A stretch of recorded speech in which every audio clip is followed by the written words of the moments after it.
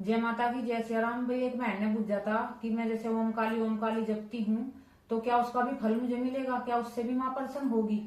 बेटा क्यों नहीं होगी, जरूर होगी माँ। माँ तो बड़ी दयालु है, माँ तो बहुत कृपालु है। माँ काली को सब ऐसे समझते हैं कि कठोर है, ये दुष्टों के लिए वो कठोर है बेटा। जिसके संकट होता है उसके लिए वो कठोर होती है, संकटों के लिए। और जो प्रेम से भाव से माँ को माँ मान के पूजा सेवा करते हैं उनको तो माँ प्रेम से ही ऐसे ही फल देती है। मैं है ना, तुम्हें ये सोचते होगे कि भाई अपनी अपनी वो करती रहती है, लेकिन मैं जो मेरे साथ हुआ है ना वो मैं बताती हूँ। तुम यकीन करो या ना करो, मैं तो इस बात में कुछ कह नहीं सकती हूँ, क्योंकि जो मैं बचपन से माँ दुर्गा की पूजा करती थी मैं तो। और जैसे मैंने क्या करा माँ का, मैं और कुछ नहीं करती थी, एक आरती गाती थी मैं माँ की। मंगल की सेवा सुन मेरी देवा, हाथ जोड़ तेरे द्वार खड़ी, बस यूं आरती गाती थी मैं। जब मैंने, मेरी गुरु माँ ने मुझे साधना दी थी 11 दिन की, और कुछ नहीं करती थी। और जब मैं अपनी गुरु के पास गई थी ना 11 दिन में साधना करने के बाद, कढ़ाई लेके गई थी मैं अपनी माँ के पास, अपनी गुरु माँ के पास। तो वहां पे क्या हुआ था, वहां पे जैसे सब संगत बैठी थी और बालाजी हनुमान जी की भगत है मेरी जो गुरु माँ, और हमारी दुर्गा माँ की।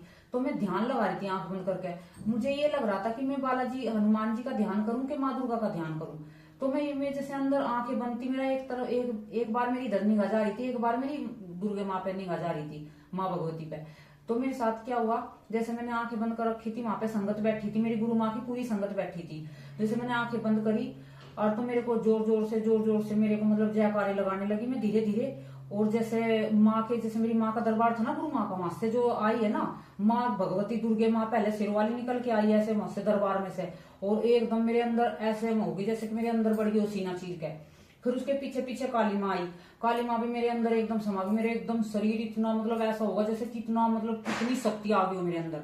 और एकदम मैं वहां पे खड़ी हुई और माँ जैसे मेरे शरीर में आई, शक्ति आई जो माँ की। तो वहां पे जो मेरी गुरु माँ की संगत बैठी थी वहां पे तुरंत संकट काट दिया। तो मेरी गुरु माँ अंदर से निकल के आई पूजा घर में से कि ये क्या हो रहा है। तो वो संकट काट रही थी जैसे माँ, तो वहां पे मतलब गुस्से लात सब कुछ मार रही थी। मैं तो अपनी होश में नहीं थी, मैं साड़ी पहन ली थी, मैं साड़ी भी मेरी सारी निकल गई, मुझे यूं नहीं पता मेरी हालत कितनी बुरी हो गई थी। मुझे अपनी सोच ही नहीं रही थी क्या हो रहा मेरे साथ क्या नहीं।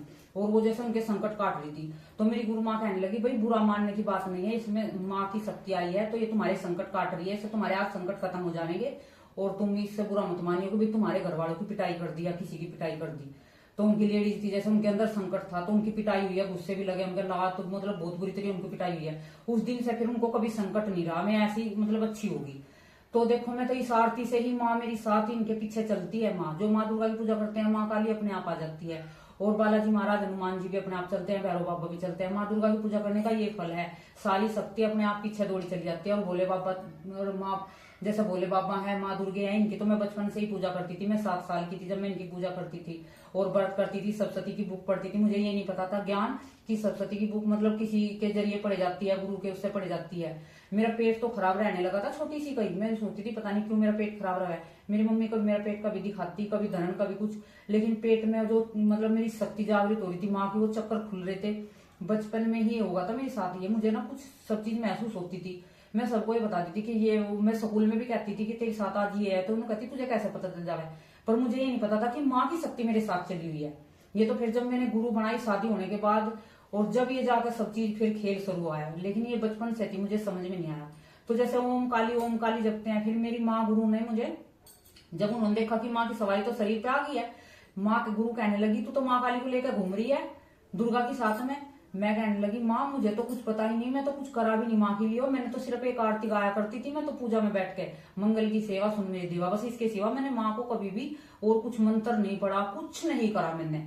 फिर मेरी गुरु माँ ने मुझे क्या कहा शुरू शुरू में, देखो गुरु माँ थी, हाथ मतलब सिर पे आशीर्वाद भी था, उन्होंने कोई मुझे बीज मंत्र नहीं दिया। उन्होंने कहा ओम काली जपे कर, ठीक है। तो मैं ओम काली जपने लगी। फिर जो मेरी गुरु कह रही थी मैं वैसे करूँ थी, मैंने अपनी मर्जी से कुछ नहीं करा कभी भी। मेरा मन करता था कि मैं ये कर लूं, तो मैं गुरु माँ से पूछती थी कि माँ मुझे ऐसे ऐसे मतलब अनुभव हो रहे हैं तो मैं करूँ कि ना करूँ। जो मेरी गुरु माँ कहती थी कि कर ले तो मैं कर लेती थी। तो मैंने ओम काली जपा था। भाई उस बहन का सवाल था कि ओम काली जपने से क्या माँ की कृपा होगी? जरूर होगी, लेकिन तुम माँ से प्यार करोगे, भाव रखोगे और माँ दुर्गा की पूजा करोगे, माँ काली की कृपा अपने आप ही मिल जाएगी। तुम्हें अलग से करने की जरूरत नहीं रहेगी। माँ के लिए और ज्यादा ताम झाम करने की जरूरत नहीं है, अभी अलग से तुम भोग लगाओ, दीपक लगाओ, कुछ नहीं है। माँ तो माँ की परछाई है, माँ के पीछे पीछे चलती है। माँ को, दुर्गा माँ को मनाओ और साथ में भैरव बाबा और माँ काली और हनुमान जी की कृपा पाओ। ये तो बहुत मतलब बहुत, मुझे तो अपना मैं बता नहीं सकती कि मुझे क्या क्या मिला है क्या नहीं मिला। ये तो मैं धन्यवाद करती हूँ अपनी माँ का और अपनी गुरु माँ का कि उन्होंने मुझे इस राह पे चलाया है। और देख बहन, तू इसे ओम काली जब तुझे इससे कोई परेशानी नहीं होगी, ना तेरे साथ इसके साथ कोई गलत शक्ति आवेगी, इससे तुझे कुछ भी मतलब तेरा बुरा नहीं होने वाला। ठीक है बहन, तो इस ओम काली जपती रहे, इसकी कृपा तुझे मिलती रहेगी माता रानी की। और हो सके भाई तुझे माँ की तूने तस्वीर रख रखी है, तुझे इच्छा है कि माँ की मैं सेवा करूं, तो माँ को एक लाल चुन्नी दान करा देना और माँ को मिश्री का भोग लगा देना। हर रोज मिश्री का भोग लगाना, उस मिश्री के भोग को लगा के अपने आप ग्रहण कर लेना। बस इससे ज्यादा माँ की कुछ करने की जरूरत नहीं है, इससे माँ प्रसन्न हो जाएगी। एक दिन जो तेरा मन सच्चा होगा ना, पवित्र होगा और तेरे भाव सच्चे होंगे, तो ये जरूर से जरूर माँ तुम्हें जरूर मिलेगी, कृपा तुम पे जरूर होगी। जो आदमी सच्चे भाव से और सच्चे मन से माँ की पूजा करते हैं ना, उनको ज्यादा कुछ करने की जरूरत नहीं रहती है। ये तो जो उल्टी सीधी शक्ति मतलब गलत शक्ति आ जाती है, तो क्या होता है कि बच्चे उल्टे सीधे भोग लगाने लगते हैं फोन में देख के। नहीं, लेकिन जो सिंपल तरीके से तुम माँ की एक आरती गा रहे हो, माँ का चालीसा कर रहे हो ना, इससे भी तुम्हारा वो हो जाएगा। ठीक है, जय माता की, जय श्री राम। और जैसे कि बहन ने पूछा था, बहन के बहुत सारे कमेंट थे, 3-4 कमेंट थे उसमें। तो बहन ने पूछा था कि मैं जो सप्तमी के व्रत करना चाहती हूँ, तो बहन मैंने वीडियो डाल रखी है इसकी पूरी विधि विधान से, कैसे भोग लगाने हैं, कैसे तुम्हें नियम पालन करना है, कैसे माँ का उदापन करना है। मैंने इसकी वीडियो डाल रखी है, वीडियो देख लेना बहन। ठीक है, जय माता की, जय श्री राम। और जैसे कि दूसरा कमेंट था इसी बहन का कि माँ काली के मेरे को दर्शन होते थे पहले, अब दर्शन नहीं होते हैं। बेटा ये जैसे शुरू में दर्शन होते हैं तो एक बार बीच में दर्शन बंद हो जाते हैं, इससे ना घबराना नहीं, आप अपनी पूजा पाठ में लगे रहना। ठीक है, ये सबके साथ होता है, एक बार दर्शन होते हैं कुछ दिन के लिए बंद हो जाते हैं, क्योंकि वे है ना जो ऐसे बंद होते हैं तो क्या उससे हमारी तड़प बढ़ती है, भक्ति की हमारी लगन ज्यादा लगती है, हम माँ की तरफ आकर्षित ज्यादा होने लगते हैं कि हमारे को बेचैनी लगती है कि माँ ने हमें एक बार दर्शन दिए, दोबारा भी हमें दर्शन मिले।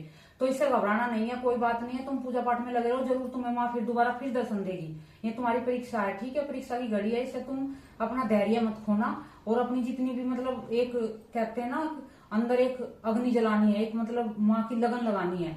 माँ का दर्शन पाने के लिए जितना हम तरसेंगे ना, उतना ही हमें दर्शन करने का ज्यादा फल मिलेगा। जैसे हमारे को एक बेचैनी होने लगती है कि माँ का हमें दर्शन होना चाहिए, माँ का हमें दर्शन होना चाहिए, और जब माँ का दर्शन होगा हमें वो खुशी मिलेगी जिसकी हम बता नहीं सकते, जिसकी हम कल्पना नहीं कर सकते हैं। और तीसरा कमेंट ये था उसका बहन का मेरी का, ये इसी में तीनों कमेंट के मैं जवाब दे रही हूँ। बहन तेरे लिए वीडियो बना रही हूँ, समय नहीं था लेकिन मैं बना रही हूँ कि मेरी बहन परेशान है, बहन को इनके जवाब मिल जाएंगे तो बहन संतुष्ट हो जाएगी। तो बहन ये जो तेरा तीसरा कमेंट था कि काली चौदस पे भी मतलब वीडियो बनाओ, उसमें तुम्हें ऐसे ही माँ की पूजा कर लेनी है, उसमें कोई विधि विधान ज्यादा नहीं है। रात को जैसे तुम रात को करती हो या सुबह को करती हो, जैसी भी तुम्हारी इच्छा हो, शाम को करती हो। मैंने जो मतलब काली की साधना भी रखी है ना, अभी डाली थी 2-3 दिन हुए वीडियो, तो उसी वीडियो में जो डाल रखी है वो शाम को हलवे का भोग लगा लेना माँ को, लड्डू का लगाना, लौंग पतासे का लगाना, 7 कलर की मिठाई का लगाना भोग, जायफल का लगा सकते हो। मतलब ये कि माँ के जितने भी भोग है तुम कोई सा भी लगा सकते हो इसमें तक, पतासे 7 पतासे, 2 लौंग 2 इलायची दे सकते हो अंगारी पे, सुबह दे सकते हो, शाम को जरूरी नहीं है कि शाम को ही जरूरी है, सुबह भी दे सकते हो बेटा इसको बहन। तो ये तुम किसी भी टाइम दे सकते हो, सुबह या शाम, जैसी तुम्हारी इच्छा हो, वो जैसे तुमको ठीक लगे। और माँ जैसे ओम काली जपते हो, वो शाम को भी जप सकते हो, सुबह भी जप सकते हो, दोपहर को भी जप सकते हो। ठीक है, और एक और बात बुझी थी बहन ने, और बहन तेरा एक कमेंट और था चौथा। ठीक है, ये 3 कमेंट के तो जवाब दे दिए, जो चौथे वाला उसका दे रही हूँ। आपने कहा था कि मैं अंगारी पे भोग लगा सकती हूँ हलवे का। भाई देखो, जैसे शनिवार मंगल को लगाते हैं वो तो एक दरबार वाले लगाते हैं भोग, और जैसे तुम व्रत करती हो, सप्तमी के व्रत करती हो, 14 के व्रत करती हो, तो उस दिन तुम हलवे का भोग माँ को अंगारी पे दे सकती हो।